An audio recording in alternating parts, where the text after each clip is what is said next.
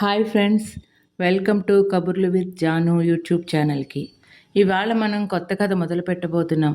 అదేం కథ తెలుసా? మనం చిన్నప్పుడు ఎంతో ఆనందిస్తూ చదివాము ఈ కథని, ఎంతో నవ్వుకున్నాం. మన ఫ్రెండ్స్ అందరితో మళ్ళీ మళ్ళీ కథని నెమరు వేసుకుంటూ చదువుకున్నాం. ఆ కథ ఏంటంటే బారిస్టర్ పార్వతీశం. మరోసారి వచ్చేయండి నాతో పాటు ఆ కథలోకి. బారిస్టర్ పార్వతీశం. మాది మొగల్తూరులేండి. మొగల్తూర్ అంటే ఏమనుకుంటున్నారో, చరిత్రలో చాలా ప్రసిద్ధికెక్కిన మహానగరం. అక్కడ కోట బురుజులు, విశాలమైన గోడలు చూస్తేనే అది ఎంత పెద్ద పట్టణమో, ఎంత ప్రసిద్ధమైనదో, ఎన్ని యుద్ధాలు చూసిందో, ఎన్ని శత్రు సైన్యాలను సంహరించిందో తెలుసుకుని రాసిన వాడు ఎవ్వడూ లేడు. కానీ నిజంగా మంచి చరిత్రకారులు ఎవరన్నా ఇక్కడ కూర్చుని ఈ చరిత్ర వ్రాసి ఉంటే ఎన్ని రహస్యాలు బయటపడేవో, మాటుపడిన చరిత్ర రహస్యాలు ఎన్ని వెలుగులోకి వచ్చేవో. ఇవన్నీ సరిగా అవగాహన చేసుకుని వ్రాసి ఉంటే మన ఆంధ్రుల చరిత్ర, మొగల్తూరు రాజుల పరాక్రమం, వారి రాజ్యాంగ పద్ధతులు, వారు చేసిన దాన ధర్మములు ఎన్నెన్ని బయటపడేవో. మా నరసాపురం తాలూకా అంతా ఎంత సంతోషించి ఉండేదో. నేటికి మా రాజులు అంతర్వేదికి వెళ్ళి రథోత్సవం నాడు రథం లాగడానికి ఆ గొలుసుల మీద చెయ్యి వేస్తే గాని ఎన్ని వేల మంది ప్రయత్నం చేసినా ఆ రథం కదలదు తెలుసునా?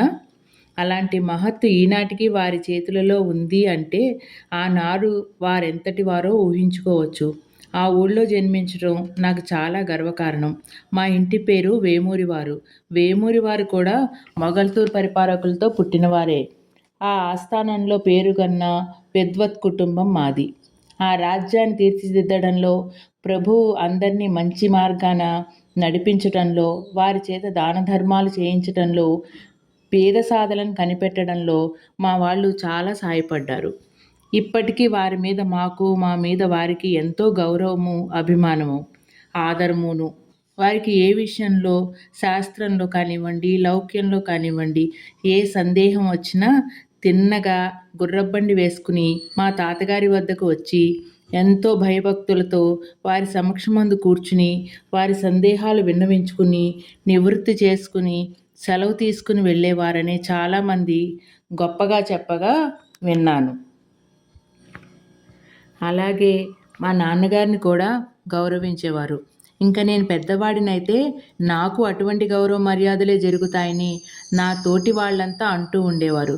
సరే, దానికేంలేండి, ఇది ఎప్పుడో జరగబోయే సంగతి.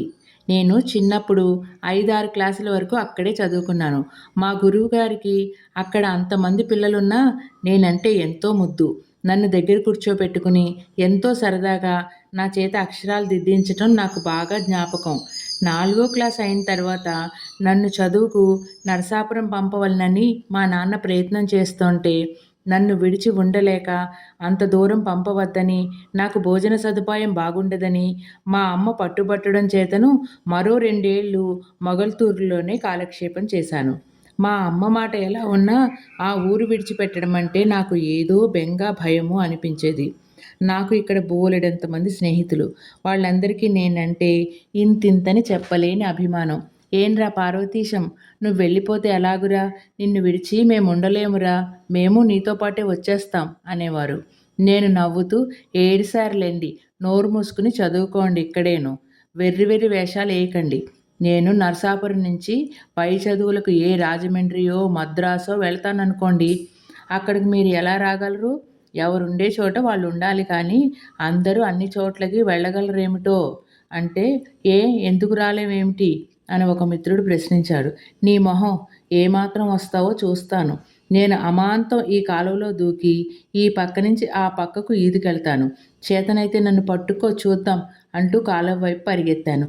వద్దురా బాబు, వెళ్ళకురా, వాడు ఊరికే అన్నాడు కానీ నీతోటి పందెం వేసి ఎవరు గెలవగలరా అన్నా వినిపించుకోకుండా నేను కాలువ దగ్గరికి పరిగెత్తాను.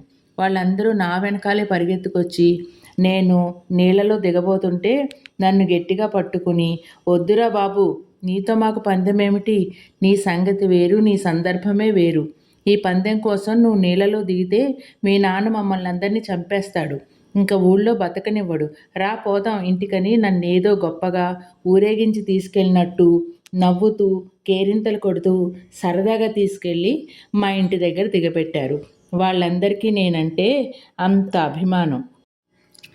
వాళ్ళకే కాదు, ఊళ్ళో అశేష జనానికి నేనంటే ఎందుకో ఎంతో అభిమానం. ఏ ఆటల్లో వెళ్ళినా నేను గెలుస్తూ ఉండేవాడిని.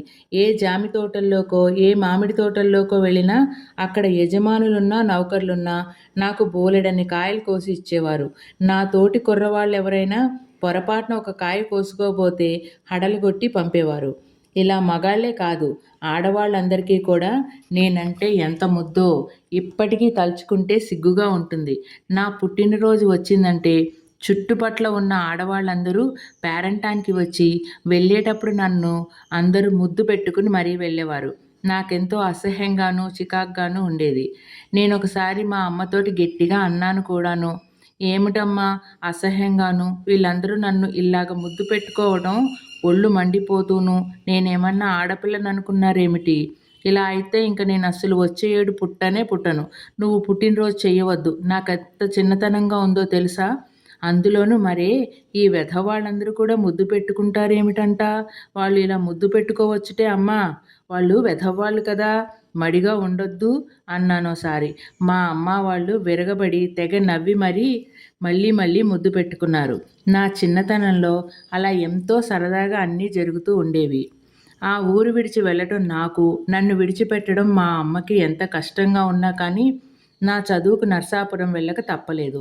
మా ఊళ్ళో ఎన్ని నాళ్ళున్నా లాభం లేదని వాళ్ళు నిశ్చయించి మంచి రోజు చూసి నన్ను నరసాపురం తీసుకెళ్ళి మా మేనత్త గారింట్లో నచ్చచెప్పి అక్కడ టైలర్ హై స్కూల్లో నన్ను ఫస్ట్ ఫామ్‌లో చేర్పించారు.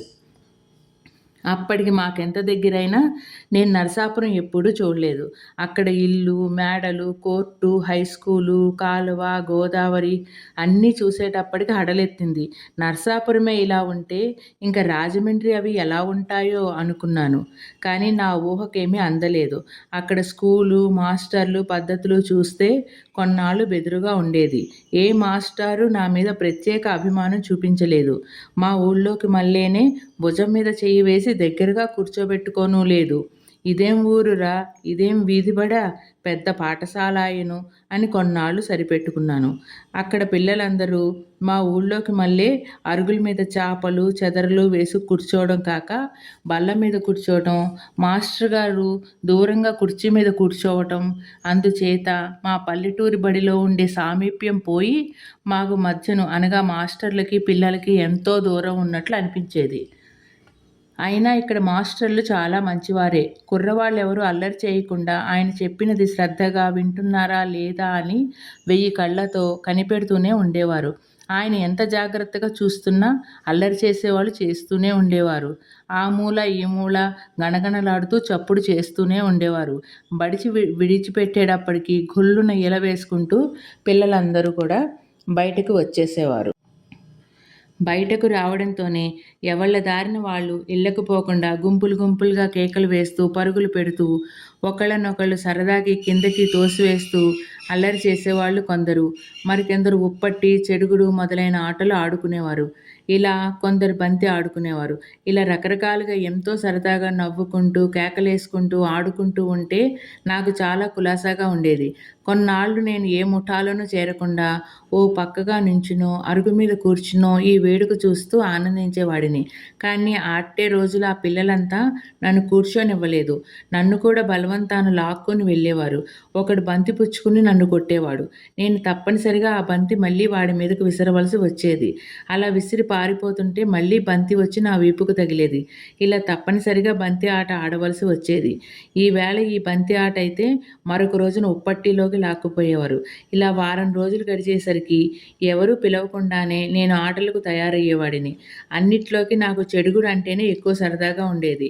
అందుచేతను ప్రతిరోజు నేను చెడుగుడు గుంపులోకి చేరి 2-3 మాసములయ్యేసరికి మంచి చెడుగుడు ఆటగానిగా తయారయ్యాను. గమ్మత్తేమిటంటే మా ఊళ్ళోనూ, అక్కడ బడిలోనూ ఎరుగని కొత్త వింత ఇక్కడ కనిపెట్టాను. సంవత్సరమంతా అయిపోయి డిసెంబర్లో సెలవులిచ్చే ముందు క్లాస్ పరీక్షలతో పాటు కొంచెం ముందు వెనకలకు ఈ ఆటలన్నింటిలోనూ పోటీలు జరిపేవారు. గెలుపొందిన జట్టుకు బహుమతులిచ్చేవారు. ఆ జట్టులో కూడా మరీ మంచి ఆటగానికి ప్రత్యేక బహుమతి ఇచ్చేవారు. నేను చేరిన సంవత్సరం మా జట్టు గెలవడమే కాకుండా అందులో మొదటి బహుమతి నాకు వచ్చింది. ఇలా వస్తుందని నేనెన్నడూ అనుకోలేదు. ఈ బహుమతి ప్రదానానికి స్కూలు పిల్లలందరినీ పరీక్ష హాలులో కూర్చోబెట్టి సభ జరిపి మా జిల్లా కలెక్టర్ గారిని పిలిపించి వారి చేత బహుమతులు ఇప్పించారు. ఒక్కొక్కళ్ళ పేరే చదువుతూ ఉంటే ఆ కుర్రవాళ్ళు కలెక్టర్ గారి దగ్గరికి వెళ్ళటం, వారిచ్చిన బహుమతి అందుకోవటం, వారికి ఒక నమస్కారం చేసి వెనక్కి తిరిగి రావడం, ఇది ఏర్పాటు. ఈ క్రమం అంతా 2 రోజుల ముందుగానే మా మాస్టర్ గారు మాకు నేర్పారు. అందుచేతను అక్కడ ఏమీ కంగారు పడకుండా సహజంగానే జరిగిపోయింది. ఎటొచ్చి ఆ పిల్లవాళ్ళ పేర్లు చదివినప్పుడు, వాడు బహుమతి అందుకుంటున్నప్పుడు హాలంతా దద్దరిల్లేటట్లు అక్కడ చేరిన విద్యార్థులందరూ చప్పట్లు కొట్టేవారు. తక్కిన వాళ్ళందరికీ ఎలా ఉండేదో కానీ, నా పేరు పిలవగానే నేను లేచి వెళ్తుంటే ఆ చప్పట్ల ధ్వనికి నేను ఎంతో పొంగిపోయి గాలిలో తేలిపోతున్నట్లే కలెక్టర్ గారి దగ్గరికి వెళ్ళాను. అక్కడ నేల మీద నడిచాననే నమ్మకం ఇప్పటికీ లేదు. ఆ పైన కలెక్టర్ గారు నాకేసి చూసి మందహాసం చేసి గుడ్ బాయ్ అని నా వీపు తట్టారు. దానితో సంతోషం పట్టలేక నేను పరవశున్నై ఈ మాటను మరీ గాలిలో తేలిపోతూ నేను కూర్చున్న చోటులో గభీమని చతికిలబడ్డాను. నా పక్కనున్న కుర్రవాళ్ళంతా నన్నక్కడే కౌగిలించుకున్నారు. కొంచెం చెప్పడానికి సిగ్గు వేస్తున్నది కానీ అయినా చెప్పక తప్పదు. ఆ సంవత్సరం ఆటల్లోనే కాకుండా చదువులో కూడా నాకు మొదటి బహుమతి వచ్చింది. ఆ సంగతి నాకు అప్పటి వరకు తెలియనే తెలియదు. ఇంకా ఆ రోజు నాకు మరీ ఆనందం కలిగించిన విషయం మరొకటి జరిగింది.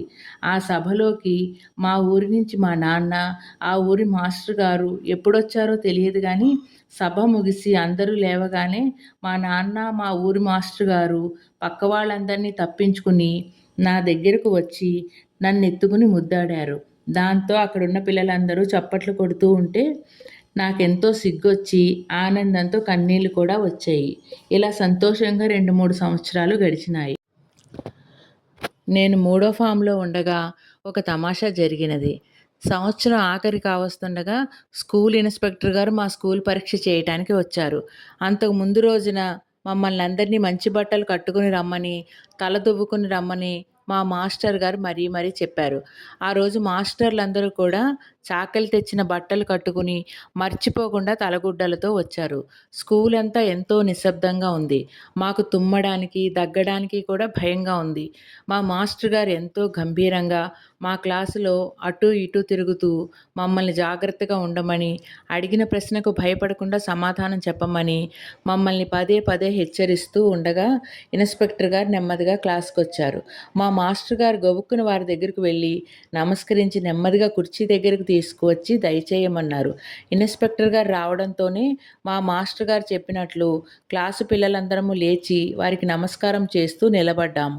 ఇన్స్‌పెక్టర్ గారు వారి కుర్చీ మీద కూర్చుని సిట్ డౌన్ బాయ్స్ అని మమ్మల్ని ఆజ్ఞాపించారు. మేమందరం కూర్చున్నాం. వారి కేసి చూస్తూ. ఆయన బాగా పెద్దవారు, ముసలివారుగా కూడా కనిపించారు. కుర్చీ మీద బాసింపట్టా వేసుకుని కూర్చుని నెత్తి మీద తలగుడ్డ తీసి బల్ల మీద పెట్టారు. పక్కనే భయపడుతూ నిలబడ్డ మా మాస్టర్తో ఏదో మాట్లాడుతూ 2 నిమిషాలైన తర్వాత పిల్లవాళ్లను ప్రశ్నలు వేయటం మొదలుపెట్టారు. ఆయన బాగా నలుపు, కొంచెం లావు. ఆయన శరీరం నలుపుతో సంతోషపడక నల్లకోటు కూడా తొడుక్కుని వచ్చారు. ముఖం మీద తెరగలి గంటలాగా అమ్మవారు పోసిన మచ్చలు ఉన్నాయి. చాలనట్టు ఓ కన్ను బాగా మెల్ల. ఆయన క్లాస్ కేసి చూస్తుంటే ఎటువైపు చూస్తున్నది మాకు అర్థం కాలేదు. మాకు కొంచెం నవ్వొస్తున్నా బలవంతంగా ఆపుకుని భయభక్తులతో కూర్చున్నాం. ఆయన ఒక కుర్రవాడి వైపు తిరిగి సైన్స్ పాఠంలో ఏదో ప్రశ్న వేశారు. ఆయన ఎవరిని అడిగింది తెలియక పక్కనున్న కుర్రవాడు గబుక్కున లేచి నించుని సమాధానం చెప్పాడు. ఆయనకు విపరీతమైన కోపం వచ్చి అటు తిరిగి వెధవా నిన్నెవరు అడిగారు అన్నాడు. వాడు గజగజలాడుతూ చతికిల పడుతుండగా ఆ పక్కవాడు నిలబడి చేతులు కట్టుకుని వణికిపోతూ నేను అసలు కిక్కురు మనలేదండి అన్నాడు. దాంతో క్లాస్ అంతా విరగబడి నవ్వడం మొదలుపెట్టారు. మా మాస్టర్ గారికి కోపం భయం ఎక్కువై బెత్తం పట్టుకుని నోరు ముయ్యండ్రా అని పళ్ళు కొరుకుతూ క్లాస్ మధ్యకు వచ్చారు. ఇన్స్‌పెక్టరు మండిపోతూ లేచి నించుని బల్లగుద్ది సైలెన్స్ అని ఉరిమారు. ఆ ఉరుముకు మేమంతా హడలిపోయి మాట్లాడక కూర్చున్నాం. ఇన్స్‌పెక్టర్ గారు ఆ కోపంతోనే మరికొన్ని ప్రశ్నలు వేశారు. మళ్ళీ కుర్రవాళ్ళు కంగారు పడకుండా వారు ప్రశ్నలు వేసిన కుర్రాడి పేరు మాస్టర్ గారు పిలవడంతో పొరపాటు లేకుండా సరి అయిన వాడే సరి అయిన సమాధానం చెబుతూ వచ్చాడు. దాంతో వారు కొంచెం శాంతించి ప్రసన్నులై ఇంకా ఏదో ప్రశ్నలు వేస్తూ నాకేసి తిరిగి నన్ను ఓ ప్రశ్న అడిగారు. నేను కొంచెం పరాగ్గా చూస్తూ కూర్చున్నాను.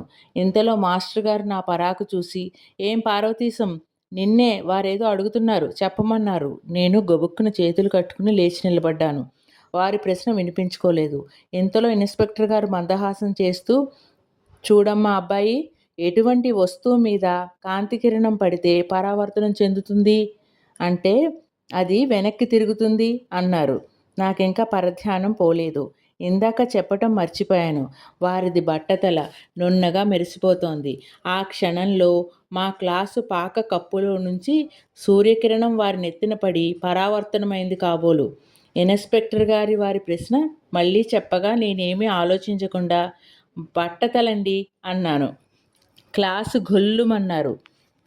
మా మాస్టర్ గారు మొహం మొత్తుకున్నారు. ఇన్స్పెక్టర్ గారు ఒళ్ళు మండి తలగుడ్డ నెత్తి మీద పెట్టుకుని క్లాసులో నుంచి వెళ్ళిపోయారు. క్లాస్ అంతా నిశ్శబ్దం. ఇన్స్పెక్టర్ గారు ఖాళీ చేసిన కుర్చీలో మా మాస్టర్ గారు చతికిల పడి ఎదురు బల్ల మీద మోచేతులు ఆనించి 2 చేతులు నెత్తిన పెట్టుకుని, "పార్వతీశం, నా కొంప తీసావురా, నీకు ఇలాంటి దుర్బుద్ధి పుట్టిందేమిరా ఈవేళ? నీవేదో తెలివైన వాడినని ఇన్నాళ్ళు మురిసిపోతుంటే ఇలా చెప్పాలని ఎలా తోచిందిరా నీకు? ఇంతకీ నా కర్మ కాలింది, నా రోజులు బాగాలేవు" అని విచారిస్తుంటే మాకందరికీ కూడా ఏడుపొచ్చినంత పనైంది. ఇంతలో భోజన సమయం అయిందని గంట మోగింది. మా మాస్టారు గారు దిగులుపడి అలాగే కూర్చున్నారు. మేమెంతో నిశ్శబ్దంగా బయటికి జారాం. ఇలా ఆటలు పాటలతోటి కాలక్షేపం చేసుకుంటూ 4th ఫారంలోకి వచ్చాను. స్కూల్ జీవితం చాలా సుఖంగా ఉంది. చదువులో కూడా తెలివిగా ఉంటున్నానని మాస్టర్లు చెప్పేవారు. తెలివిగా ఉన్నానని, అయితే సావాసాలు ఎక్కువై చదువు మీద శ్రద్ధ తగ్గుతున్నదని మా నాన్నకు వర్తమానం అందినట్లు చూచాయిగా తెలిసింది. ఆ మాట నిజమే, కాదనడానికి వీలు లేదు. ఏమంటే పిల్లలందరికీ నా మీద నిర్హేతుకమైన ఆదరం, గౌరవం ఏర్పడ్డాయి. చెడుగుడులోనూ ఉప్పట్టిలోనూ ఏటేటా నాకు బహుమతులు వస్తూనే ఉన్నాయి. అలాగే క్లాసులో కూడా మొదటివాణ్ణిగానో రెండోవాణ్ణిగానో ఉంటూ బహుమతులు అందుకుంటూ ఉండడం విద్యార్థులందరికీ నా మీద గౌరవ కారణమైంది. ఇటు ఉపాధ్యాయుల అభిమానము, అటు నానాటికి పెరుగుతున్న స్నేహ సముదాయం, వాళ్ళు నా ఎడల చూపే ఆదరాభిమానాలు తలుచుకుని పోతుంటే నాలో కొంత అహంకారం ఎక్కువై పెంకితనం, పట్టుదల, వ్యక్తుల ఎడల చదువులోనూ కూడా కొంచెం నిర్లక్ష్యం బయలుదేరిన మాట వాస్తవమేనని ఒప్పుకోక తప్పదు. అందుకని ఉపాధ్యాయులకు నా మీద మునుపటి అభిమానం తగ్గి కొంచెం ఆగ్రహం ఎక్కువ కాజొచ్చింది. సాయంకాలం స్కూల్లో ఆటలు అల్లరి చాలక ఆ ఊళ్ళో ఒక వస్తాదు దగ్గర బస్కీలు వగైరా వ్యాయామం, కొంత కుస్తీ కూడా నేర్చుకోవడం ప్రారంభించాను. ఇంకా ఊళ్ళో తరచూ సభలు, ఉపన్యాసాలు, హరికథలు, భజనలు వగైరా సాయంకాలాలు దీపాలు పెట్టిన తరువాతను ఎన్నెన్నో జరుగుతూ ఉండేవి. వీటన్నింటికీ సరదాగా నా సహోద్యోగులతో తప్పక హాజరవుతూ ఉండేవాడిని. ఇన్ని వ్యాపకాల మధ్య చదువు కొంచెం సన్నగిల్లిందంటే నిజమే అనుకోక తప్పదు. ఇది ఇలా ఉండగా నాకప్పుడే ఎక్కడెక్కడి నుంచో పెళ్లి సంబంధాలు రావడం మొదలుపెట్టాయి. మా అమ్మకు చాలా సంతోషంగా ఉంది. నాకు త్వరగా పెళ్లి చేయాలని, చిన్న కోడలు నట్టింట తిరుగుతుంటే చూడాలని ఆవిడ ముచ్చట పడుతోంది. ఆ ముచ్చట్లు తీర్చటానికి నా వెనక ముందు ఎవరూ లేరాయె మరి. అవన్నీ నా వల్లనే తీరక తప్పదు కదా. అందుకని వివాహానికి తొలిమెట్టుగా మా నాన్న నాకు వెంటనే ఉపనయనం తలపెట్టాడు. ఆ శుభముహూర్తానికి మా బంధువులంతా ఎక్కడెక్కడి వాళ్ళో వచ్చారు. 2-3 మా ఉపాధ్యాయులు, 25-30 మంది నా సహోద్యోగులు కూడా వచ్చారు. నా మిత్ర బృందం వాళ్ళు నా ఎడల ప్రదర్శించే ఆదరాభిమానాలు చూసి మా అమ్మ ఎంత పొంగిపోయిందో లెక్కలేదు. వాళ్ళందరినీ ప్రత్యేకంగా ఆదరించి పంపించింది. నాకు కౌపీనం పెట్టి, పంచసికలు పెట్టి, మెడలో యజ్ఞోపవీతం, చేతులలో దండం, ఇంకో తోలు జంధ్యం, చేతిలో భిక్షాపాత్ర చూసి నా సహచరులు, బంధువులలో కుర్రకారు అంతా చేరి చేసిన అల్లరి అంతా ఇంతా కాదు. వచ్చిన బంధువులందరూ కూడా నన్ను చూసి ఎంతో ముచ్చటపడ్డారు. ఇంట్లో శుభం జరగడం, ఇంతమంది బంధువులు రావడం నేనెరుగున్నంత వరకు ఇదే మొదలు.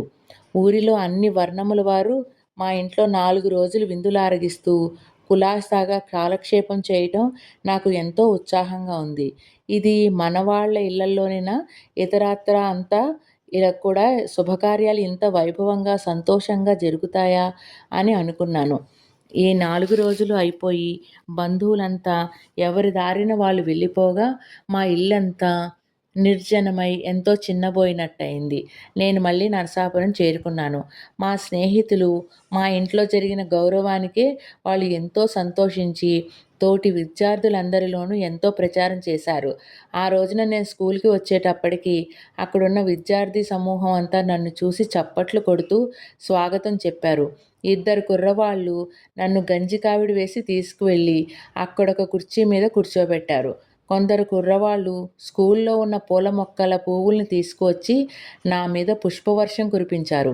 అప్పుడు ఒకడు వాడి ఇష్టమొచ్చినట్లు 10 నిమిషాలు పెద్ద గంభీరోపన్యాసం చేశాడు. వాడి అసందర్భ ప్రేలాపనకు కుర్రవాళ్ళు పొంగిపోతూ కడుపు చెక్కలయ్యేటట్లు నవ్వుతూ జయజయధ్వానాలు చేశారు. ఇది పూర్తయ్యేసరికి మరొకడు వచ్చి నా మీద పద్యాలు చెబుతానని చెప్పి వాడికొచ్చిన పద్యాలు తప్పులతోనూ కొన్ని ఒప్పులతోనూ ఎలాగో కొన్ని చదివేశాడు, పాడేశాడు. ఇది కాగానే మరొక ఇద్దరు కుర్రవాళ్ళు ముందుకు వచ్చి మేము అష్టావధానం చేస్తాం అన్నారు. అంతకు 2-3 నెలల క్రితమే మా ఊళ్ళో ఇద్దరు జంట కవులొచ్చి అసుకవిత్వము, అష్టావధానం చేశారు. దానితో కొంతమంది కుర్రవాళ్లకు అష్టావధానం చేయాలని సరదా పుట్టింది. ఈ శుభ సమయంలో అది ఆచరణలో పెట్టాలని వీళ్ళు ముందుకొచ్చారు. సభికులంతా పొంగి పొర్లుతున్న ఉత్సాహంతో ఉండగా వాళ్ళిద్దరూ ముందుకు వెనక్కి పచార్లు చేస్తూ వచ్చి రాని పద్యాలేవో ఇద్దరూ చెరో పాదం చెప్పడం ప్రారంభించారు. అక్కడ ఉన్న వాళ్ళలో ఎవడో ఒకడు ప్రశ్న అడగడం, దానితో నిమిత్తం లేకుండా వీళ్ళు ఇష్టం వచ్చినట్లు, జ్ఞాపకం వచ్చినట్లు సమాధానం చెప్పడం. ఈ కార్యక్రమం ఇలా బ్రహ్మాండంగా జరుగుతుండగా మా మాస్టర్లు కొందరు వారి వెనక హెడ్ మాస్టరు వచ్చి నిలబడ్డం మొదటెవరూ గమనించకపోయినా తెలుసుకున్న ఉత్తర క్షణంలో పిల్లలందరూ హడలిపోయి చెల్లాచెదరుగా పరుగు మొదలుపెట్టారు. ఏమిటోయ్ పార్వతీశం ఈ హడావిడి అన్నారు. నాకేం తెలీదండి, నాకు ఒడుగు అయ్యి ఈ వేళే బడికి వచ్చానండి. రావడంతోటే కుర్రవాళ్ళందరూ సరదాగా నాకు జేజేలు కొడుతూ ఇక్కడ కూర్చోపెట్టి ఒకరు ఉపన్యాసం ఇచ్చి మరొకరు పద్యములు చదివి వీళ్ళిప్పుడు అష్టావధానం చేస్తానని ఆరంభించారండి. బాగుంది, చాలా సంతోషం. అయితే నీ సత్కారం, వాళ్ళ అష్టావధానం మధ్యలో ఆగిపోయాయన్నమాట మా మూలాన. పోనీలే, మరొక మాట ఎప్పుడైనా సావకాశంగా ఏర్పాటు చేసుకుందువు గాని అని ఆదరంతో నా వీపు తట్టి నా బోడి తల మీద 2 మొట్టికాయలు మొట్టి ఈ వేళకు ఈ సత్కారంతో సంతోషించు అని వెళ్ళిపోయారు నవ్వుకుంటూ. నా దారిని నేను చక్కాపోయాను. ఊళ్ళో వ్యవహారాలు ఎక్కువ కావడంతో స్కూల్లో చదువు వెనుకబడింది. మా ఉపాధ్యాయులకు నా మీద పూర్వం ఉండే సదభిప్రాయం మారిపోయింది. నాకెలాగైనా గుణపాఠం నేర్పాలనే పట్టుదలతో నన్ను 5వ ఫామ్లోనే ఉంచేశారు. ఈ క్లాసు 2వ సంవత్సరం కూడా చదవటం నాకిదే మొదటిసారి. నాకెంతో సిగ్గుగా, భయంగా ఉన్నది. మా నాన్న ఈ శుభవర్తమానం విని నన్ను నానా చివాట్లు వేసి, చదువు వద్దు, సంధ్య వద్దు, 4 ఏళ్ళు నరసాపురంలో చదువు వెలిగించి నువ్వు చేసిన నిర్వాకం చాలు. ఇంటి దగ్గరుండి వ్యవసాయం చూసుకుంటే నాకు తోడుగాను ఉంటుంది, భూములు అక్కరకు వస్తాయి. ఆ పైన 4 సంస్కృత ముక్కలు నాకొచ్చినవి చెబుతాను, ఎందుకైనా పనికొస్తాయి. అంచేత నరసాపురం వెళ్ళి నీ పెట్టే బేడా తెచ్చుకో అన్నారు. నేను ఈ ఏడు ఎలాగైనా కష్టపడి మొదటి మెట్రికులేషన్ కూడా అయిందనిపించుకుని జాగ్రత్తగా ఉంటాను అని అనేక విధాల బ్రతిమలాడాను. మా అమ్మ కూడా నా పక్షం వహించి ఏదో కుర్రవాడు, సావాసాల వల్ల ఇలా తయారయ్యాడు కానీ వాడికేం తెలివితేటలు లేవా, మొక్క రానివాడా, ఇక్కడ కూర్చుని చేసే నిర్వాకమేముంది, వాడన్నట్లు ఆ మెట్రికాసు ఏదో అయ్యేదాకా చదువుకోనియండి, ఆ తర్వాత సంగతి ఆలోచిద్దాం అంటూ నెమ్మదిగా మా నాన్నకు నచ్చచెప్పింది. ఆయన ఏమీ అనలేక మౌనంగా కూర్చున్నారు. మా అమ్మ నన్ను వెళ్ళమని సంజ్ఞ చేసింది. నేనిదే సందని ఒక్క ఉరుకులో బయటపడి ఎకాయికి నరసాపురం పరిగెత్తాను. వచ్చానే కానీ స్కూల్లోకి వెళ్ళటానికి మళ్ళీ అదే క్లాసులో కూర్చోవటానికి ఎంతో సిగ్గువేసింది. కానైతే నిరుడు నాతో చదివిన వాళ్ళు మరికొంతమంది ఈ ఏడు కూడా లేకపోలేదు. అది కొంత ధైర్యం. మాస్టర్ గారు నన్ను ఆట్టే మందలించకుండా, ఏమిరా పార్వతీశం, ఈ ఏడైనా బుద్ధి తెచ్చుకుని ఊళ్ళో వ్యవహారాలకు స్వస్తి చెప్పి శ్రద్ధగా చదువుకుంటావా? నీవు లేనంత మాత్రాన అక్కడ సభలు కార్యక్రమాలు ఆగిపోవు. అవి ప్రతినిత్యం ఎవరున్నా లేకపోయినా జరుగుతూనే ఉంటాయి. దానివల్ల మీకు లాభం ఏమీ లేకపోవడమే కాక ఇక్కడ చదువు సన్నగిల్లుతోందన్న సంగతి నీవు తెలుసుకున్నావు కదా. ఉపన్యాసాలు హరికథలు కావు బాబు. పైకి రావాల్సిన వాడవు, తెలివైన వాడవు. ఇక ముందైనా జాగ్రత్తగా నీ పని నువ్వు చూసుకో అని హితబోధ చేశారు. బ్రతుకు జీవుడా అనుకున్నాను. చిత్తం అండి అని నమస్కారం చేశాను. నేను మళ్ళీ బడికి రావడం ఇంటి దగ్గర మా నాన్నకి ఎంతమాత్రం ఇష్టం లేకపోయింది. మా అమ్మ మాట కాదనలేక, నన్ను తిట్టలేక కొట్టలేక అప్పటికి ఊరుకున్న అస్తమాను నన్ను గురించి నా భవిష్యత్తు గురించి ఆలోచిస్తున్నాడు కాపోలు. ఆలోచించగా ఒడిగి ఎలాగూ అయింది కనుక పెళ్ళి కూడా చేసేస్తే నాకు ఉత్సాహంగానూ ఉంటుంది. ఆ పైన నా బాధ్యత గుర్తుంచుకుని జాగ్రత్తగా చదువుకోవడమో లేకపోతే మానేసి ఇంటి దగ్గర ఉండడమో నేనే నిర్ణయించుకుంటానని ఊహించాడు అనుకుంటాను. ఈ సంగతి ఇద్దరు ముగ్గురు చెవిన పడేసి ఉంటాడు. అక్కడి నుంచి ఆయన ప్రయత్నమేమీ లేకుండానే సంబంధాలు రాసాగినవి. మంచి రోజు అనుకున్నప్పుడల్లా ఎవరో పెళ్లివారు వచ్చారని ఇంటికో మాటు రమ్మని మా నాన్న కబురు చేయటం, నేను వెళ్ళటం, నన్ను వారు చూడటం, వారు చేటంతా మాట్లాడడం జరుగుతూ ఉండేవి. తర్వాత జరిగిందేమిటో నాకు తెలియదు కానీ ఏ సంబంధము మా నాన్న నిశ్చయం చేయలేకపోయేవాడు. పెళ్ళికొడుకు పెళ్లివారికి నచ్చిన మాట నిశ్చయమే. ఎందుకు నచ్చడు? పండులాంటి కుర్రవాడు, ఆస్తిపరుడు. ఆ ఆస్తిని పంచుకోవడానికి మరెవ్వరూ లేనివాడు. ఆ పైన 5వ ఫారం చదువుకున్నవాడు, బుద్ధిమంతుడు, తెలివైనవాడు. నేను నచ్చకపోవడం అంటూ ఉండదని నాకు తెలుసు. అవతల పిల్ల బాగా లేకపోవటమో, కులశీలాదులు నచ్చకో, కట్న కానుకల దగ్గర పట్టింపో ఏమైతేనేమి నెలకు 5-6 సార్లు ఎవరో వచ్చి తిరుగుతుండడం కొన్ని మాసాల పాటు సాగింది. ఇది బాగుంది కాదు అనుకుని ఇది ఎలాగైనా మానిపించాలని, నేను పెండ్లి చేసుకోక తప్పనిసరైతే ఆ పిల్ల నాకంటికి కూడా నచ్చాలని, అందుకని పెళ్లి కూతుర్ని నేను చూస్తే కానీ వీలు లేదని పట్టుబట్టాను. మా అమ్మ కూడా ఇదే బాగుందన్నది. ఆఖరికి ఎలాగైతేనేమి మా జిల్లాలోనే అదేదో పల్లెటూరు నుంచి ఒక పెళ్లివారు వచ్చారు. మా నాన్నకు వాకప్ చేయగా వారి సంగతి సందర్భాలు నచ్చినాయి. కట్న కానుకలు బాగానే ముట్ట చెబుతాం అన్నారట. జాతకాలు కూడా అనుకూలంగా ఉన్నవట. అందుకని కబురు చేసి నన్ను, మా అమ్మను, మా మామయ్యను వెళ్ళి పిల్లని చూసి రమ్మని పంపించారు. మేము అక్కడికి పడవ మీద కొంత దూరం, బండి మీద కొంత దూరం ప్రయాణం చేసి సూర్యాస్తమయానికి కానీ ఆ ఊరు చేరుకోలేకపోయాం. పెళ్లివారిల్లు తెలుసుకుని తిన్నగా వారింటికి వెళ్ళాం. మేము వస్తున్నామని వారికి ముందు కబురు అందిందో లేదో, అందినా వచ్చిన వాళ్ళు ఎక్కడికి పోతారని నిర్లక్ష్యంతోనో పెళ్లికూతురు తండ్రి ఏదో కోర్టు వ్యవహారం మీద ఏలూరు ఎక్కడికో వెళ్ళినట్లు తెలిసింది. ఇలా జరగడం మా అమ్మకు అపశకునంగా తోచింది. మమ్మల్ని ఇంట్లో కూర్చోబెట్టి మా మామయ్య ఒక మాట వీధిలోకి వెళ్ళి వీరిని గురించి కొంత వాకపు చేసుకొచ్చాడు. పిల్ల తల్లి, ఇంటి ఎదురుగుండా ఉన్న పిల్ల మేనమామ, పిల్ల మేనత్త వీరందరూ మమ్మల్ని గౌరవంగా కూర్చోబెట్టి పిల్ల తండ్రి కొంచెం ఆలస్యమైనా రాత్రి తప్పక వస్తాడని, ఈలోగా మేము పిల్లని చూడడానికి ఏమీ అభ్యంతరం లేదని నచ్చచెప్పి ఒక పావుగంటలో కన్యని అలంకరించుకుని తీసుకొచ్చి వాకిట్లో కూర్చోబెట్టారు. పిల్లని చూసేసరికి మాకు నవనాడులు కుంగిపోయాయి. పిల్ల సన్నగా రేవటలా పొడుగ్గా ఉన్నది. మంచి నిగారింపుతో కూడుకున్న నలుపు, చింతాకుల కంటే చూపువాసి చిన్నగా ఉన్న కన్నులు, ఆ పక్కను ఈ పక్కను చెవులను అందుకోవలసిన నేత్రద్వయం లేకపోయినా ముఖం చిన్నబోకుండా సువిశాలమైన నోరు, అందులో సగభాగం మాత్రమే ఉన్న నాసికాపుటాలు, శరీర ఛాయతో తొలతోగే నల్లని పరికిణి కోటు. ఇంతవరకు చూసిన వారికి సర్వసేనా మూర్ఛయన్నట్లు ఆ పిల్ల మేనమామ ఒక హార్మోనియం తీసుకొచ్చి ఆ పిల్ల ముందుంచి పాడమని హెచ్చరించాడు. ఆ పిల్ల చాలా ధైర్యంగా, వెదురు లేకుండా కంగుమని కంఠమెత్తి ఈ విరహం సైప జాలనురా అని జావళి అందుకుంది. బాబోయ్ అందామనుకున్నంత ఉద్రేకం వచ్చి గబుక్కున చేత్తో నోరు మూసుకున్నాం. మామయ్య కుయ్యబారిపోయాడు. మా అమ్మ మాట చెప్పనే అక్కర్లేదు. 2 నిమిషాలు ఒక యుగం అనిపించినంత భారంతో, మోతతో గడిచిన తర్వాత మా అమ్మ, ఎప్పుడూ మాట్లాడని మనిషి, బాగుంది బాబు, ఇంకా ఆ అమ్మాయిని శ్రమ పెట్టకండి. నాకు సంగీత సాహిత్యాలు ఏమన్నా తెలుసును కనుకనా.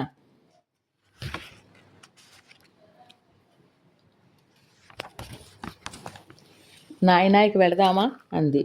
చటుక్కున ఆ పిల్ల మేనమామ, ఇప్పుడు వెళ్ళడమేమిటి? బావగారు రాత్రికి వస్తారు. చూచి వెళుదురు గాని. ఈలోపు మీరు భోంచేసి విశ్రమిద్దురు గాని. పొద్దుననగా ఎప్పుడు భోంచేశారో లేవండి అన్నాడు. మా మామయ్య, బావగారు కుతికితే అతకదన్న సంగతి మర్చిపోయారేమిటి? నవ్వుతూ, మర్చిపోలేదండి. అందుకే తమకు మా ఇంట్లో ఏర్పాటు చేశాను. దయచేయండి. లేవండి, ఇంక ఆలస్యం చేయకండి అని ఎదురుగుండా ఉన్న వారింటికి తీసుకెళ్ళి పాదప్రక్షాళనకు నీళ్లు వగైరా అందించాడు. మేము కాళ్ళు కడుక్కునే లోపునే వడ్డనైందని పిలుపొచ్చింది. మేము మా పంక్తిని ఆ ఇంటి యజమాని కూర్చున్నాం. ఆయన భోంచేయలేదు. విస్తర్లో చేయి పెడదాం కదా, అన్నం కూరలు చల్లారిపోయి ఉన్నాయి. మేము ఒకరి ముఖాలొకరు చూసుకున్నాం. ఆ సంగతి గ్రహించి ఇంటి యజమాని కోపంగా భార్య కేసి చూసి, మా ఇంట్లో వంట వార్పు చాలా పెందలాడే అవుతుంది. అందుచేత పదార్థాలు చల్లగా ఉన్నాయి కాబోలు. మీరేమీ అనుకోకండి అన్నాడు. మామయ్య విస్తట్లో వడ్డించిన పనసకాయ కూర, అరటికాయ కూర, అల్లపు పచ్చడి వగైరా చవిచూసి తల ఉంచుకుని కిక్కురుమనకుండా భోజనానికి ఉపక్రమించాడు. సగం భోజనం అయ్యేసరికి లోపల నుంచి ఒక ముసలామె, ఏమే, వాళ్లకు పాపం 2 అరిసెలు వడ్డించలేకపోయినావుటే, అన్నీ ఇలాంటి పనులు చేస్తావే, పెళ్లి చూపులకు వచ్చిన వాళ్ళకి తీపి తినిపించవద్దా అని కోడల్ని హెచ్చరించడం మాకు వినబడింది. నాకును పచ్చడి చాలా ఇష్టం. ఉంటే అది కాస్త వేయండి అందాం అనుకుని నోటి చివరిదాకా వచ్చిన మాటని పైకి రానివ్వకుండా ఒక పెద్ద ముద్ద నోట్లో పెట్టుకున్నాను. దాంతో నాకు ఉక్కిరిబిక్కిరై కంగారు చేసింది. మా అమ్మ ఏమిట్రా నాయనా అంటూ వీపు రాసింది. ఒక రెప్పపాటులో కంగారు సర్దుకుంది. ఎలాగో విస్తళ్ళ దగ్గర నుంచి బయటపడ్డాం. మాకు పెళ్లివారింట్లో పక్క ఏర్పాటు చేశారు. ఇంత వివరంగా భోజన విషయం ఎందుకు చెప్పామో మీరు గ్రహించే ఉంటారు. ఇందులో రహస్యం ఏమిటంటే, ఆనాడు మాకు అన్నదానం చేసిన వారింట్లో యజమాని తండ్రి ఆబ్దికం. మేము అనుకోకుండా వచ్చేసరికి ఇంటివారి కోడలు మేము గ్రహించలేము అనుకుని మధ్యాహ్నం మిగిలిన తద్దినపు వంట వడ్డించింది, గారెలు మినహాయించి. అది ఎంత అమంగళమో ఆవిడికి తెలియనే లేదో, మాకు తెలియదనే అనుకుందో. ఏమైతేనే పర్యవసానం ఇది. రాత్రి ఎంత గడిచినా పెళ్లికూతురు తండ్రి రానే లేదు. మేము తెల్లవారుజామున లేచి మా ఇంటికి ప్రయాణం అయ్యాం. వారేమీ అనలేకపోయారు. మధ్యాహ్నం సుమారు 2 జాములకు మొగల్తూరు చేరుకున్నాం. దారి పొడుగునా ఈ సంఘటన తలుచుకుని విరగబడి నవ్వుకున్నాం. మా నాన్న జరిగిందంతా విని ఉగ్రుడై వారిని శపించడానికి ఆ ఊరు వెళ్ళడానికి ప్రయాణం అవుతుంటే బలవంతాన మేము ఆపుచేశాం. ఇక నా పెళ్లివారెప్పుడు మాకు ఉత్తరమన్నా రాయలేదు.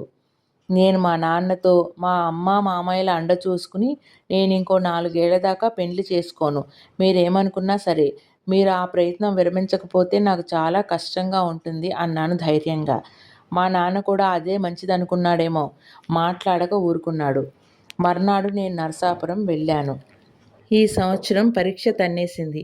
నాకు ఇంకిక్కడ ఉండడం, మళ్ళీ ఆ క్లాసులోనే కూర్చోవటం, మాస్టర్లు వేళాకోళం చేయటం, ఇవన్నీ తలుచుకుని చదువుకి ఇంకా స్వస్తి చెబితేనే బాగుంటుందనే నిశ్చయానికి వచ్చాను. మా నాన్న కూడా నాతో సంప్రదించకుండానే అదే నిశ్చయానికి వచ్చినట్లు తోచింది. స్కూల్ తెరవగానే వెళ్ళడమా మానడమా అనుకుంటూ ఓ రోజు పొద్దున్న కూర్చున్నాను. నాయనా పార్వతీశం అన్న మా నాన్న పిలుపు విని సావిట్లోకి వచ్చాను. ఏం చేస్తున్నావు అన్నారు. స్కూల్ తెరిచారు కదా అని పెట్టి సర్దుకుంటున్నాను. చూడు, ఒక్క మాట చెబుతాను. నువ్వు చదువుకుంటావు. ఆ చదువుతో పైకి వచ్చి బాగుపడతావు అనుకున్నాను. మొదట ఉన్న చురుకు ఎందుకో మందగించింది. అందుచేతను ప్రస్తుతం ఈ సంవత్సరం మానేసేయి. మరొకప్పుడు చదువుకోవాలననే వాంఛ బలీయమైనప్పుడు మళ్ళీ ప్రారంభించవచ్చు. నేను వద్దు అనను. ఈ ఏటికి మట్టుకు మానేసేయి. అలా అని గాడిదలా తిరగమని నా ఉద్దేశం కాదు. ఈ సంవత్సరం సంస్కృతం 2 ముక్కలు ఎలాగో నేర్చుకో. తెలుగు కూడా బాగా చదువుకో. ఆ సంగతి తర్వాత చూద్దాం. ఈవేళ నువ్వు బిఏ పాసయి ఏ మాస్టరీయో చేస్తే కానీ గడవదన్న బాధ లేదు కదా. ఓపికున్నప్పుడు ఓ మాటు పొలంకేసి వస్తూ నాకు కొంచెం సహాయంగా ఉండి ఆ పని చూసుకుంటూ ఉండొచ్చు అన్నాడు మా నాన్న. నా ఊహ గ్రహించినట్టుగా. నేను కొంచెం సేపు తటపటాయిస్తూ ఏ మాట చెప్పలేక, ఏ నిర్ణయానికి రాలేక సందేహిస్తూ ఉంటే, ఒక్క మాట అలా పొలంలోకి వెళ్ళు. ఈవేళ కుప్ప నూర్పిద్దాం అనుకుంటున్నాను. మన దూడలు కాక మరో లంకె, 2 లంకెలో చూడమని చెప్పాను వెంకటతోటి. వాడేం చేస్తున్నాడో చూసిరా అన్నాడు మా నాన్న. నేను ఆలోచించవలసిన అవసరం లేకుండా నా కార్యక్రమం నిర్ణయమైందని తెలుసుకుని మాట్లాడకుండా పొలం వెళ్ళాను. అలా 2, 3 నెలలు కొంచెం మందంగా, ప్రశాంతంగా గడిచింది. నాకేమీ తోచక, ఉబుసుకుపోక, మధ్య మధ్య కొంచెం చిరాకుగా ఉంటోంది. అక్కడికి సాయంకాలం వేళ నరసాపురం ఉడాయిస్తూనే ఉండేవాడిని కాసేపు. ఏదీ లేకపోతే మా పూర్వపు స్నేహితులతో కాసేపు షికారు తిరిగి, కొంచెం సేపు గోదావరి గట్టున కూర్చుని, దీపాలు పెట్టగానే ఇంటికి చేరుకునేవాడిని. కానీ ఇలా అట్టే రోజులు గడవకుండానే నరసాపురంలోనూ, పాలకొల్లులోనూ రోజురోజుకీ సభలు, ఉపన్యాసాలు ఎక్కువైనాయి. నా పూర్వపు మిత్రులు, కొందరు పెద్దలు ఒక రోజున పొద్దున్నే మొగల్తూరు మా ఇంటికి చక్కా వచ్చారు. నా అదృష్టం బాగుండి నాన్న ఇంట్లో లేడా సమయానికి. ఆ వచ్చిన వారిలో ఒక మధ్య వయసు ప్లీడర్ గారు, "ఏం పార్వతీశం, కులాసాగా ఉన్నావా? బొత్తిగా కనపడ్డం మానేశావేమిటి? ఉద్యోగం విరమించుకున్న ఉద్యోగిలాగా, కొత్తగా సన్యాసం పుచ్చుకున్న గృహస్థుడిలాగా మా అందరికీ దూరమై, ప్రజా జీవితానికి దూరమై ఎలాగోయి నీబోటి యువకులు, ఉత్సాహవంతులు చేయవలసిన పని బోలెడంతుంది. నీలాంటి భావి పౌరులంతా ఒకచోట చేరి మీ శక్తి సామర్థ్యాలను కూడగట్టుకుని కార్యరంగంలోకి రావాల్సిన తరుణం రానే వచ్చింది. పరిస్థితులు మనకెంతో అనుకూలంగా ఉన్నాయి. స్వరాజ్య సంచలనం బెంగాల్లో ఉవ్వెత్తుగా లేచి దేశం మీద పడుతోంది. బిపిన్ చంద్రపాల్ లాంటి మహానాయకులంతా మన సహాయాన్ని అర్థించడానికి మన దగ్గరికి రాబోతున్నారు. ఇక్కడ మన పెద్దలంతా, బోడె నారాయణరావు మొదలైన వాళ్ళంతా వారిని ఉచిత రీతిని సత్కరించడానికి తగిన వాతావరణం కల్పించటానికి విశ్వ ప్రయత్నం చేస్తున్నారు. ఊరూరా ప్రచారానికి సభలు ఏర్పాటు చేస్తున్నారు. అందుకని నీ బోటి వాళ్ళ సహాయం ఉంటేనే కానీ ఈ పనులు జరగవు కదా! ఈ మహత్కార్యమంతా కబుర్లతో జరిగేది కాదు కదా! ఇదంతా మీ భవిష్యత్తును తీర్చిదిద్దడానికి, మీ జీవితాలు సుఖమయం చేయడానికే కానీ మా కోసం కాదు కదా! మా రోజులు అయిపోవచ్చినాయి. ఇక వచ్చేవి మీ రోజులు. మీకోసం, మీ సుఖం కోసం, దేశ సౌభాగ్యం కోసం మీరు నలుగురు కలిస్తే మీ వెనక ఉండి మిమ్మల్ని ముందుకు తీసుకువెళ్ళాలని మా అందరికీ కుతూహలంగా ఉంది. నారాయణరావు గారిలాంటి నాయకులందరూ నీ పేరు ఎలా తెలిసిందో తెలిసింది. వారు ప్రత్యేకించి నిన్ను బతిమాలి నీ సహాయంతో, నీ నాయకత్వాన ఒక స్వచ్ఛంద సేవాదళం అధమం 100 మందితోనైనా నా వెంటనే ఏర్పాటు చేయమని, వాళ్ళందరికీ నీ చేత ఒక నెల రోజులు శిక్షణ ఇప్పించమని మాకు వర్తమానం చేశారు. ఇంక నువ్వు ఏదో వంక కల్పించి తప్పుకు తిరగడానికి వీల్లేదు. నీ కోసమని ఇక్కడికి పనిగట్టుకుని వచ్చానంటే ఇది ఎంత తొందర పనో ఊహించుకో. సాయంకాలం 4 గంటలకు నరసాపురం వస్తే మనం కలుసుకుని మన కార్యం ఎలా సాధించవలనో ఆలోచించి దానికి తగిన ఏర్పాట్లు చేసుకుందాం. వస్తామింక. నేను ఇలా 2, 3 రోజులలో వెళ్ళాలి అని లేచారాయన. ఆయనతో వచ్చిన 5, 6 లేచారు. నాకు ఏమనాలో, ఏం చెప్పాలో, అంగీకారం తెలపాలో అక్కర్లేదో కూడా ఏమీ తోచలేదు. నేను అమాంతం పెరిగిపోతున్నట్టు, గాలిలో తేలిపోతున్నట్టు అనిపించింది. వారితో పాటు నేను నించుని మౌనంగా ఒక నమస్కారం చేసి ఊరుకున్నాను. వారు మందహాసంతో నా భుజం మీద చేయి వేసి వీధి గుమ్మం దాకా తీసుకువెళ్ళి, "సాయంత్రం సరిగ్గా 4 గంటలకి రావాలి సుమా! ఆలస్యం కావడానికి వీలు లేదు. మనం మొట్టమొదట నేర్చుకోవాల్సింది అనుకున్న వేళకు ఒక్క క్షణం కూడా తేడా లేకుండా కళ్యాణ ముహూర్తంలా అనుకుని ప్రతి కార్యం ప్రారంభించాలి" అని బండెక్కారు. నేను సుమారు 5 నిమిషాల సేపు పరధ్యానంగా, నిశ్చలంగా, ఏ ఆలోచన కూడా లేకుండా అలా వెడుతూ కనుమరుగవుతున్న జట్కా బండిని చూస్తూ నిలబడిపోయాను. లోపల నుంచి మా అమ్మ కేక వినబడేసరికి తెలివి తెచ్చుకుని ఆకాశంలోంచి మళ్ళీ మా ఇంట్లోకొచ్చాను. తరువాత 3 రోజులు వరసగ్గా సాయం సమయమందు నరసాపురం వెళ్ళి ప్లీడర్ రమణరావు గారిని కలుసుకుంటూ ఉండేవాడిని. ప్రతిరోజు నే వెళ్ళే వేళకు 10, 15 పెద్దలు, పిన్నలు వారి దగ్గర కూర్చుని వారు చెప్పిన విషయాలు, చేసే ప్రబోధాలు చాలా శ్రద్ధగా వింటుండేవారు. నేను వెళ్ళి కూర్చుని వాళ్ళు చెప్పేవి వింటూ ఉంటే నా మనసు గాలిలా తేలిపోయి ఆకాశమంతా వ్యాపించినట్లు అనిపించేది. కొన్నిసార్లు కొన్ని మాటలు గిలిగింతలు పెట్టేవి. మరికొన్ని కథలు చెప్పి నవ్వించేవారు. చాలా పెద్దలు అనుకునే వ్యక్తులను అవహేళన చేసేవారు. ఆయన చెప్పే వివిధ విషయాలను గూర్చి వింటుంటే ఇంత విజ్ఞానం సంపాదించటానికి ఒక జీవితకాలం పట్టవలసింది కొద్ది సంవత్సరాల్లో ఎలా సంపాదించాడా అనుకుని ఆశ్చర్యపోతూ ఉండేవాడిని. ఆయనెంతసేపు చారిత్రక విశేషాలు, దేశభక్తి ప్రబోధాలు ఎక్కువగా చేస్తూ ఉండేవారు. మన సంస్కృతి మరవకూడదు అనేవారు. వేషభాషల్లో పాశ్చాత్యులను గుడ్డిగా అనుకరించరాదనేవారు. దేశ సౌభాగ్యానికి మూలం విదేశీ వస్తు బహిష్కరణ, స్వదేశీ వస్తువు మీద అభిమానం, ఆదరణ పెరగాలి అని ఎంతో ఉద్రేకంతో చెబుతుండేవారు. ఒకరోజు నన్ను మరో 10 మంది నా వయస్సు కుర్రవాళ్ళను కూర్చోబెట్టి ఒక సేవాదళం ఏర్పాటు చేయాలని, దీనిలో జీతభత్యాలేమీ ఉండవని, బలవంతమేమీ ఉండదని, ఇష్టమైన వాళ్ళు దేశ సేవ చేయాలని, దృఢ సంకల్పం కలవారు, కార్యదీక్ష పూని తిరగగలిగిన వారు స్వేచ్ఛగా వచ్చి మన దళంలో చేరి పనిచేస్తే స్వరాజ్య సాధన సౌధానికి మీరు మొదటి మెట్టు కట్టిన వారు అవుతారు అన్నారు. మీరు కష్టపడవలసిన పని ఆట్టే ఉండదు. తరచూ ఈ ఊళ్ళోనూ, సమీప గ్రామాల్లోనూ సభలు సాగించే ఏర్పాట్లు చేస్తూ అవి జయప్రదంగా జరిగేటట్టు చూసే బాధ్యత మీ మొదటి పని. ఆ సభలకు ఎవరెవరిని పిలవాలో, ఎవరి చేత ఉపన్యాసాలు ఇప్పించాలో అదంతా నేను చూసుకుంటాను. మీరు నాతో ఉన్నారంటే నాకు కొండంత బలం వస్తుంది. మనం ఆహ్వానించే పెద్దల ఉపన్యాసాలు మీరు శ్రద్ధగా వింటూ ఉంటే మీకు బోలెడంత దేశాభిమానం, కొంత విజ్ఞానం కలుగుతుంది. తర్వాతను అక్కడక్కడ వీధి బడులు, రాత్రివేళ గానీ, పగలు గానీ ఏర్పాటు చేసి చదువుకోవాలననే కుతూహలం కలవారికి, పెద్దలకు, పిల్లలకు మీరు ఉచితంగా చదువులు చెబుతూ ఉండాలి. దానికయ్యే ఖర్చంతా నేను అందించే ఏర్పాటు చేస్తాను. రేపు మనం బయలుదేరి 10 ఊళ్ళు తిరిగి మరికొంతమంది యువకులను మన దళంలోకి చేర్చుకుందాం. రేపు బందర్ నుంచి బోడే నారాయణరావు గారు వస్తారు. ఇక్కడ ఉపన్యాసం ఇస్తారు. అందుచేత మీరంతా రేపు మధ్యాహ్నం భోజనం చేసి పెందలాడే ఇక్కడికొస్తే సభకు కావలసిన ఏర్పాట్లు చూసుకుందాం. వెళ్ళిరండి. దూరం వెళ్ళాలి కాబోలు అని మాకు సెలవిచ్చారు. మర్నాడు మధ్యాహ్నానికల్లా మేము 10, 15గురం ప్లీడర్ గారింటికి వెళ్ళాం. అక్కడ కొన్ని ఆహ్వాన పత్రికలు నలుగురైదుగురు చేతికిచ్చి ఊళ్ళో పంచిపెట్టమని పంపించారు. మిగతా వాళ్ళను సభకు జరిగే చోటికి కొన్ని కుర్చీలు, బల్లలు చేరవేయించమని, కొన్ని చాపలు కూడా తెమ్మని, మాకు 4 కూలీలను అప్పజెప్పి ఆ ఏర్పాట్లన్నీ జాగ్రత్తగా చూడమని పంపించారు. మేం సాయంకాలం 4 గంటలయ్యేసరికి సభ జరిగే చోట 4 బిందెల నీళ్లు చల్లించి, కుర్చీలు, వాటి వెనుక బల్లలు ఒక పక్కను, రెండో పక్కను 2 పెద్ద పెద్ద బరకాలు పరిచి చాపలు వేయించాము. వేదికకు 10 బల్లలు దగ్గరగా ఏర్పాటు చేసి దానిపైన ప్లీడర్ గారు చెప్పినట్లు 5, 6 కుర్చీలు, ఒక మేజా బల్ల, 2 గ్యాస్ లైట్లు తీసుకొచ్చి పెట్టాము. 5 గంటల నుంచి జనం రాసాగారు. రమణారావు గారు ఈ ఏర్పాట్లు చూసి చాలా సంతోషించి, పార్వతీశం, బాగుందోయ్!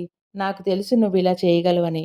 అందుకే నిన్ను చూడగానే నీ సామర్థ్యం ఊహించి ఈ దళానికి నువ్వే ప్రథముడిగా ఉండాలని కోరాను. నా ఊహ సరైందేనని ఇప్పుడు రుజువైంది. భవిష్యత్తులో నువ్వేదో పెద్ద నాయకుడివి అయ్యే లక్షణాలన్నీ కనబడుతున్నాయి. పరమేశ్వరుడు నిన్ను అనుగ్రహించుగాక అని నా 2 భుజాల మీద చేతులు వేసి ఒక్క మాటు ఊపి సమ్మోహనాస్త్రంలాగా ఒక నవ్వు నవ్వి చక్కాపోయారు. ఇక నేను ఆనందం పట్టలేక పరవశుడినై చేష్టలుడిగి అలాగే నిలబడి, ఆయన ఇలా అన్నారేమిటి? ఆయన నాలో ఏం చూసి ఇలా అన్నారు? ఆయన ఊరికే నన్ను ఉత్సాహపరచడానికి అన్నారా? లేక ఆయనకు ఏదన్నా దివ్య దృష్టి ఉండి నా భవిష్యత్తు చూడగలిగి అన్నారా? అనుకుంటూ కొన్ని క్షణాలు అక్కడే నిలబడి ఉంటే జనం రావడం, రద్దీ ఎక్కువ కావడంతో వాళ్ళ మాటల శబ్దం విని నా తెలివి తెచ్చుకుని నేను అక్కడి నుంచి కదిలాను. ఉంటానండి.